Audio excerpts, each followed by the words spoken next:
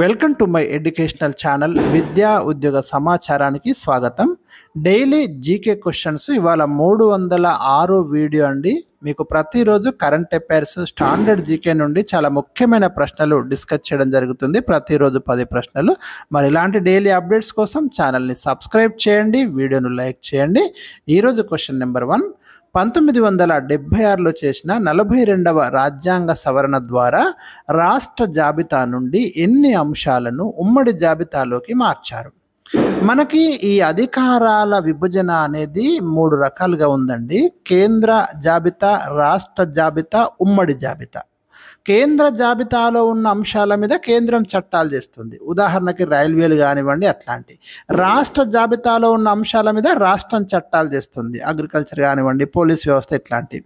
ఇక ఉమ్మడి జాబితాలో ఉన్న అంశాల మీద ఇద్దరు చట్టాలు చేయొచ్చు. కేంద్రం చేయొచ్చు, రాష్ట్రం చేయొచ్చు. అట్లా మనకి డివైడ్ చేయబడి ఉన్నాయి. అయితే 1976లో జరిగిన ఈ 42వ అమెండ్మెంట్ ద్వారా ఏం చేసిందంటే 5 అధికారాలను రాష్ట్ర జాబితా నుండి ఉమ్మడి జాబితాలోకి మార్చారు. అవి ఏవంటే మీరు ఇక్కడ చూడండి. ఒకటి ఎడ్యుకేషన్, విద్య ఉమ్మడి జాబితాలో ఉందండి. Very very important. 2 అడవులు, 3 వన్యప్రాణుల సంరక్షణ, 4 తూనికలు కొలతలు, 5 సుప్రీంకోర్టు, హైకోర్టులు తప్ప మిగతా అన్ని కోర్టుల పరిపాలన, నిర్మాణం, నిర్వహణ.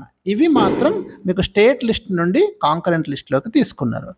1976లో జరిగిన ఈ 42వ రాజ్యాంగ సవరణ చాలా ముఖ్యమైనదండి. ఎందుకంటే అప్పుడే మనం ప్రవేశికను కూడా సవరించినాం. ప్రియాంబుల్ను, సామ్యవాద, లౌకిక లాంటి పదాలు అప్పుడే చేర్చడం జరిగింది. ఈ సవరణను మనం మినీ రాజ్యాంగం అని కూడా అంటాం. అనేక అంశాలు చేర్చబడ్డాయి.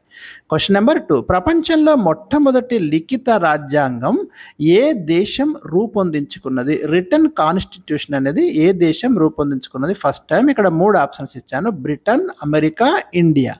రైట్ ఆన్సర్ వచ్చేసి ఇక్కడ అమెరికా అండి. ప్రపంచంలో మొట్టమొదటి లిఖిత రాజ్యాంగం అమెరికా రాసుకున్నది. Question number 3. భారతదేశ పార్లమెంటు విధానం ఏ దేశ పార్లమెంటరీ విధానాన్ని పోలి ఉంది? మన ఇండియన్ పార్లమెంటరీ సిస్టమ్ వచ్చేసి బ్రిటన్ పార్లమెంటు విధానాన్ని పోలి ఉంటుందండి. ప్రపంచంలో బ్రిటన్ పార్లమెంట్ అనేది ప్రపంచ దేశాలకే మాతృక అని చెప్పుకుంటాము. ఎందుకంటే ఆ సిస్టమ్ను ఇండియా కూడా తీసుకుంది. దీన్ని వెస్ట్ మినిస్టర్ పద్ధతి అని కూడా అంటారు. ఎందుకంటే ఇంగ్లాండ్ పార్లమెంటు భవనం వెస్ట్ మినిస్టర్ అనే ప్రాంతంలో ఉంటుంది కాబట్టి. Question number 4.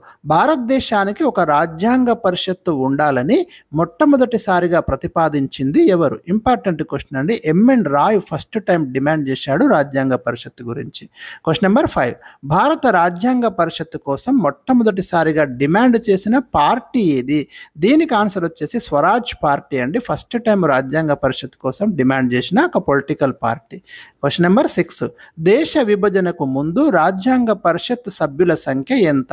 మన రాజ్యాంగ పరిషత్కు రాజ్యాంగ సభ్యులు ఎన్నుకోబడ్డారు, పరోక్ష విధానంలో ఎన్నుకోబడ్డారు. వీళ్ళు మొత్తం 389 మంది రాజ్యాంగ పరిషత్కు ఎన్నుకోబడడం జరిగిందండి.